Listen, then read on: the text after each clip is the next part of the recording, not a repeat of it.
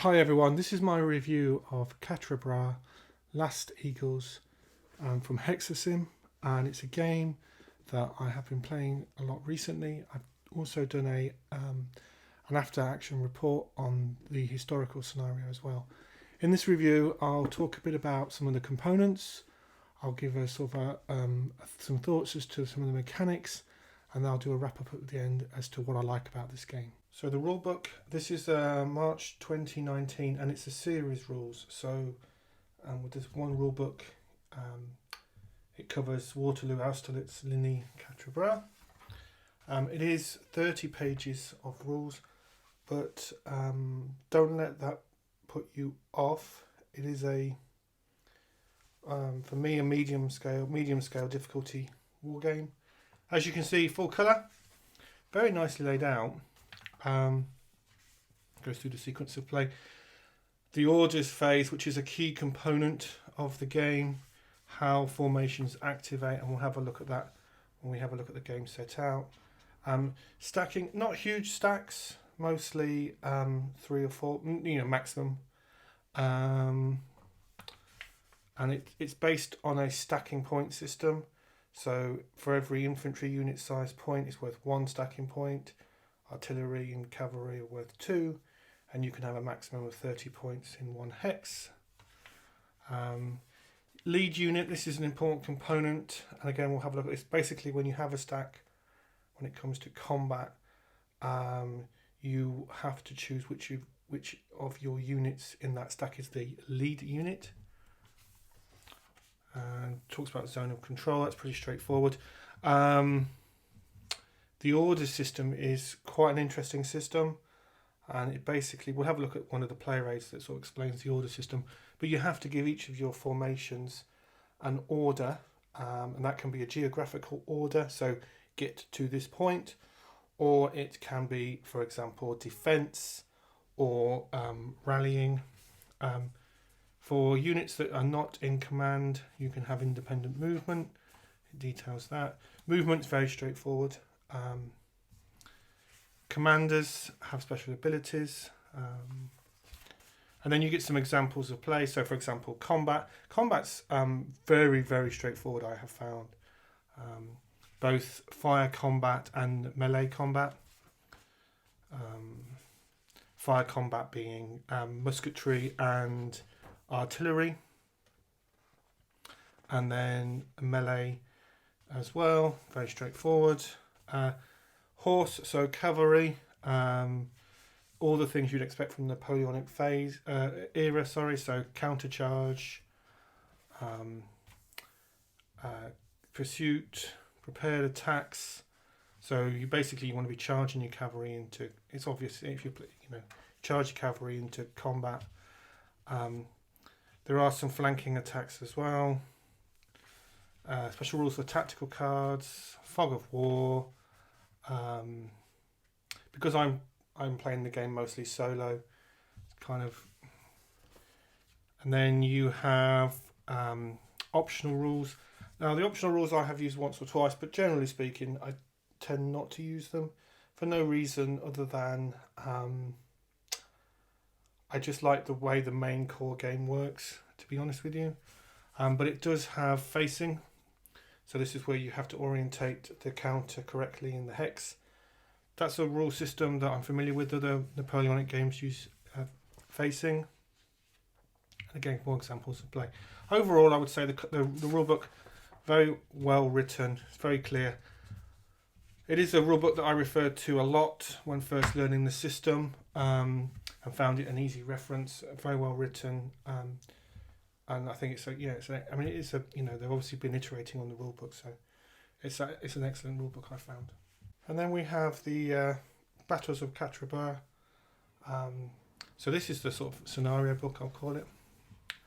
And you've got special rules specifically for Quatre. There aren't too many of those. Then you have your various scenarios. So I have done an AAR of the historical scenario, which is this scenario number 1. It is the scenario that I play the most. I've played all the scenarios, and basically every other scenario is a variation of the historical scenario. So for example, scenario 2 has variable reinforcements. Scenario 3, nay's early attack. Scenario 4, Wellington attacks nay. They are what if type scenarios. And they, for the most part, we'll have a look at the play rates, have a lot more counters than the historical scenario. Then you get the campaign game. For this is for players who've got both Ligny and Quatre, which I do have. So you have all the campaign rules as well. So if you want to play that campaign, you will need both games, which I highly recommend.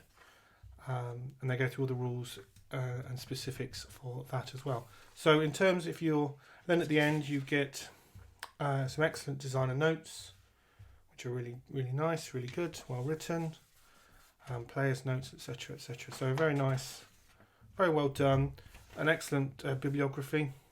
I do have some of these in my book collection, not all of them. Yeah, excellent, really good. Both rule books I found really, really good. And in terms of some of the player aids, you get the scenario setup. So this is scenarios 1, 2, 3, and 4. It shows you where you want to place the initial counters. As I said, these historical what if scenarios have the normal scenario or the historical scenario counters plus more. Very clear, double-sided. You've got your campaign turn track, so if you're playing Ligny and Quatre, then you have the orders chart. So this is quite interesting. This is where you will be placing counters that represent the different formations that you have and what orders you've given them. So the way the order system works, again, like I said in the rulebook, you're basically going to give each formation an order, and those orders can change and will change over the course of the game. So the orders maybe get to this key point, and these are marked on the map, or they may be going to defense, etc. So you use this play raid for that. And then we have the scenario turn track. This is interesting. One of the mechanics of the game is that depending on what scenario you play, you're playing at different times of the day. So for example, scenario 1, historical scenario, you're playing from 2 p.m. till 8 p.m. and you have an end of turn die roll to make. So when you've activated formations and using formations, you're rolling dice to see if the turn ends early. And it's a two-staged approach, so it's not the case that you just roll one set of dice and then the turn ends. Then the turn changes into a different form, and then you roll again in the future formation end. What it means in reality is that yes, sometimes the scenario's turn will take the full turn, and sometimes they won't. And I really like that mechanic. It gives an unpredictability to the game. And then again on the back here we have a turn track for the grand campaign game. So if you're playing Ligny and Quatre together, you've got turn tracks for both of those two games running at the same time. So next up we're going to have a look at the player rates for the setups, and you get quite a few of these because there are a number of scenarios.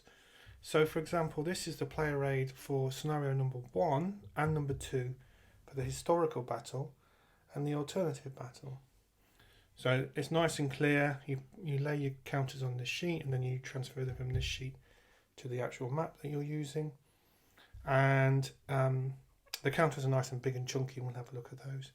So it's just a really nice player rate. The interesting thing is, as you can see here, this is scenario 1 for the historical battle, which is the video that I did separately. But if you're playing scenario 2, an alternative battle of Quatre, this is sheet 1 of 3. So for example, that's 1 of 3, and let's find 2 of 3. That's 2 of 3. So you can see instantly, if you're playing the alternative battle, you're using a lot more variable reinforcements, for example, and there'll be a 3 of 3 in here as well, somewhere. There is scenario 2, 3 of 3. So, and there's your variable reinforcement VP cost for scenario 2. So as you can see, straight off the get-go, this is the grand campaign, 3 of 4, for example. So you have a number of these sheets depending on what scenario you're going to be playing that helps you set the game up and control or illustrate the reinforcements per. So as what I'm trying to make, as you can see, the difference between the historical battle and the what if battles is quite considerable in terms of the units that you could be playing with. So the last player aid I want to look at is the player aid for both melee and ranged fire, or fire table. So the way that I want to have a look at this on the map, but fire and melee are very straightforward. So there's only one table per, and it's the double-sided. So for example, you are using this to determine, you have a die roll. It's a D6 game, and it tells you what modifiers you have. So terrain, opportunity fire. If the artillery is a bit weak and it's less than 4 points, there's modifiers there, and there's modifiers for both musketry and for artillery pieces. Obviously, there's much more modifiers for artillery pieces, and you're simply rolling on the table using the modifiers, and that will tell you give you your result, and it will tell you whether the opponent will lose a step and have to take a test. It's actually a very straightforward system. Similar with the melee table, again it's just one sheet, it's just one table you're going to be using. And the melee, again, you have modifiers to the die roll, mostly the terrain. There's an interesting mechanic. There's a difference between the quality factor of the defender versus the attacker, and that's on the counters themselves. So that modifies the die result. So even though you may have there's basically two types of modifiers. So you've got the strength points of the counters, and then you've got the quality factor of those counters as well. So you've got your DRM here on your odds ratio. It's an odds ratio game. So if you've got 5-1, the most extreme 5-1 odds in your favour, you're going to be taking 5 away from the result. And in this game, low numbers means better on the die roll. But conversely, if the opponent's got a higher quality factor than you have, then that can counter that out. So that's an interesting mechanic. Again, the same cavalry, again, unprepared attacks, it's basically not charging. And fatigued defending, if the cavalry defending is fatigued, and so forth. It's a very straightforward system. Like all the player aids, the cards, it's a nice sturdy card stock, very well laid out, very clear, and really nicely done. So this is the historical scenario, plus I've put some of the sort of reinforcement counters just to sort of illustrate the point, really. As you can see, the map is absolutely lovely. I really like all the palette of all the different colours that they're using and the tones within that. And it's very clear the contents of the hex. The actual hexes are really quite large, and the counters are, I'm using tweezers, you don't really need to, force of habit on my part. But the component quality I think is excellent. We'll zoom in and have a look at the counters themselves. But overall I think the artistic quality of the game is very, very high. I really do like the map, and I really do like the counters as well. They just all aesthetically all work well together, and both from a visual point of view and from a functionality point of view as well. So yeah, this is I think this is a very fine looking wargame indeed. I'll just move the camera a little bit closer just so we can have a look at the counters. As you can see, the counters sit in the hex very nice. The hexes are nice and big. The counters are pre-rounded, so you don't need to clip them. They punch out the card very nicely, and they look great. So in this example here, this colour band here represents the formation, so they all belong to the same formation, for example. And we've got let's put a Brunswick counter next to it, so you can see the difference. And then you have your standard delineation as to what type of counter it is. So we've got some light infantry, horse artillery, and there's one of our commanders. in terms of what the numbers mean. So you've got the fire factor, which is the first number. This middle number, which is in red, there's the quality factor. And then the final number is the movement factor. And then the formation information they belong to. So it's very clear the contents of each counter. It's very nicely laid out, very aesthetically pleasing. So, for example, let's get a French counter over here. So I'm going to move across the camera. So, for example, here we've got a French light infantry counter, and this counter here has a higher fire factor, but the French counter has a higher quality factor, and that's a component of the combat. So again, remember when I was talking about combat, you're going to be using that as a modifier, and because they're a light infantry, they have a higher movement rate than the regular infantry. So in terms of combat between these two counters, for example, you have a player aid for the terrain. As it happens, this is if let's say this counter was attacking this counter. Well, actually, let's do an example of ranged or fire combat. I'm going to move my player aids around. Sorry for the noise. If this French counter was firing on this counter here, and fire is separate to melee with musketry, then the player would be comparing to see what terrain is in this counter here, and the player would be rolling a couple of d6 and modifying, and because it's a light infantry, then that particular counter would be would be getting a -1, which is a positive. It's a negative, but it's a positive. If you understand what I mean. Counter effect to the combat, to the range combat on the fire. Conversely, if it was artillery, for example, if this artillery unit was firing on here, again, there'd be modifiers, and you would be rolling dice and looking at the chart to see how that works out. But you'd be using this 5 number here for. And what's interesting in terms of the, as I mentioned, on the fire table itself, there's a separate column for artillery and a separate column for infantry fire. Very straightforward. And then if we were doing melee combat, for example, between these two counters, and let's suppose the French were attacking this counter here in melee, the French would be at a disadvantage in terms of the odds because they're not even at 1-to-1 odds, but they would have an advantage in terms of their quality. So it's a higher quality counter compared to this counter. So yeah, that sort of gives a... I'm not going to go into every single rule. There are other tutorial videos, I'm sure, on YouTube that do a better job than I could ever do. But I would say that the combat system is very fluid, and using those player aids is really quite straightforward just to work your way through.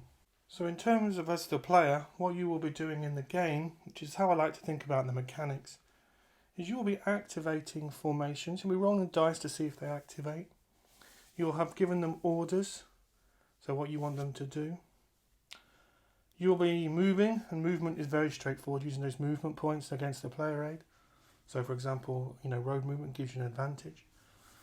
You will be engaging in range combat between muskets and artillery, and muskets have to be adjacent.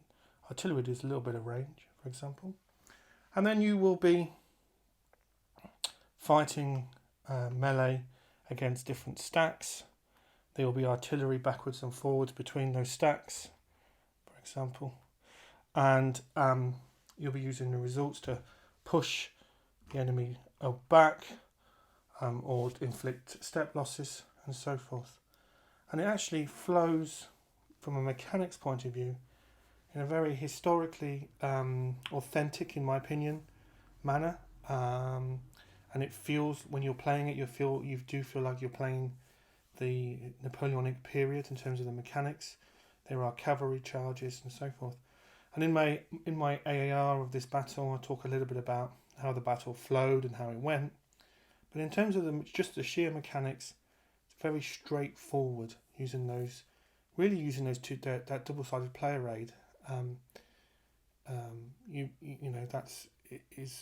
Once you've got the mechanics down, and you can, how I like to learn, I just set some counters up and go, okay, I'm going to do I'm going to do a range combat and just work my way through the player aid. Now I'm going to do a melee combat between this stack, and I'm going to do a melee combat if the stack has a leader and they get an advantage. How does that work? And that's how I learn these types of games. I just set the counters out on the map first and go through in my head all the things I think I will be doing and just seeing how they all work. So how does cavalry charges work? How does counter cavalry charges work, and so forth? And the truth is, they work very straightforward, not too complicated at all. So overall, I think the components are excellent. The counters are nice and chunky. They come pre-rounded. They jump out of the card frames really nicely. They look great on the table. Everything is very clear. The graphical layout is very user-friendly. It's very readable.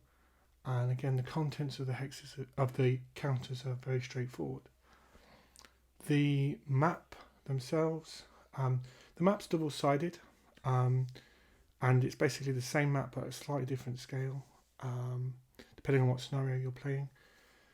The map, I think, is beautifully done. I love the style of the map, and the map and the counters complement each other really nicely. All the player aids are, again, very functional.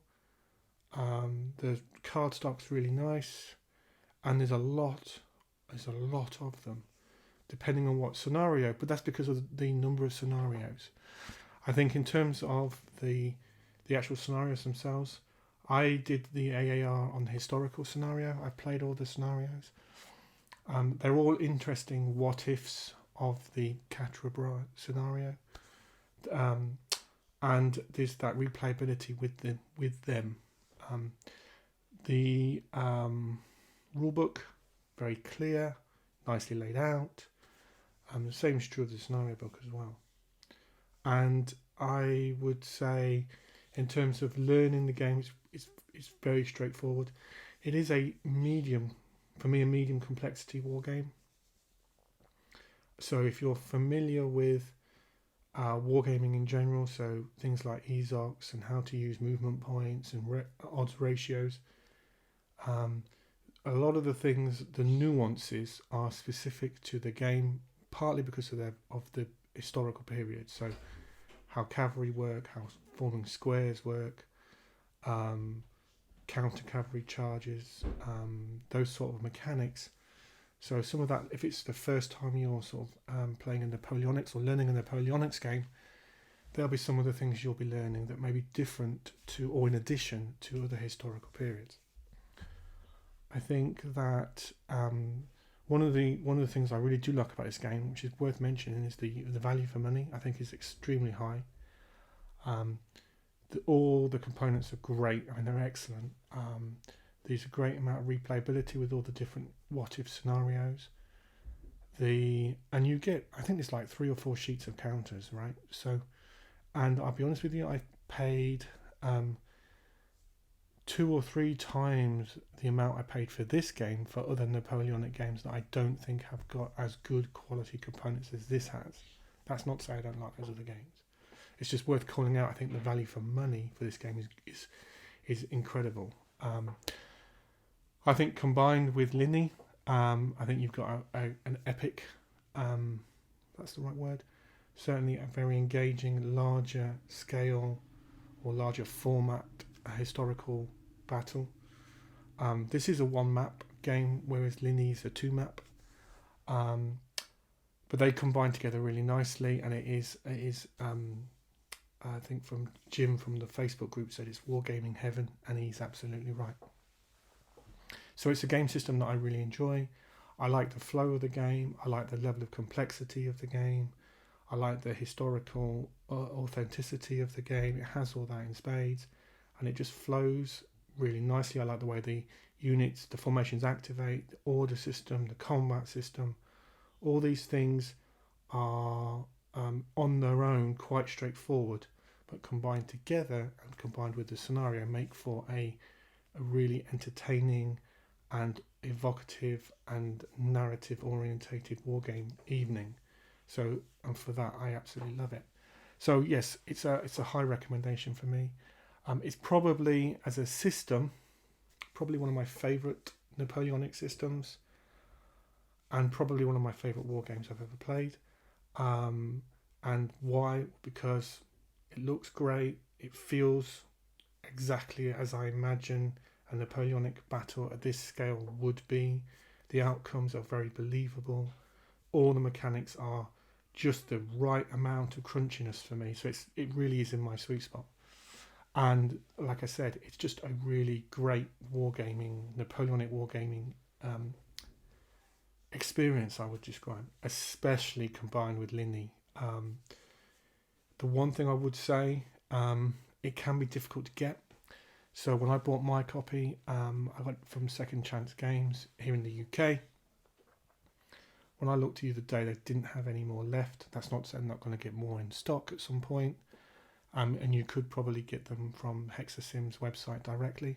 I honestly don't know if you're in North America and Canada and whatnot, where you'd be able to get the game from. You'd have to try, wherever you buy war games from.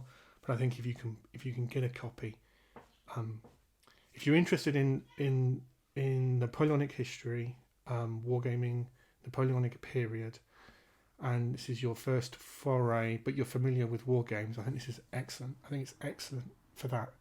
And in some ways, I'm not sure you'd never ever need to have another Quatre game in your collection, to be honest. So yeah, high recommendation for me. I absolutely love it.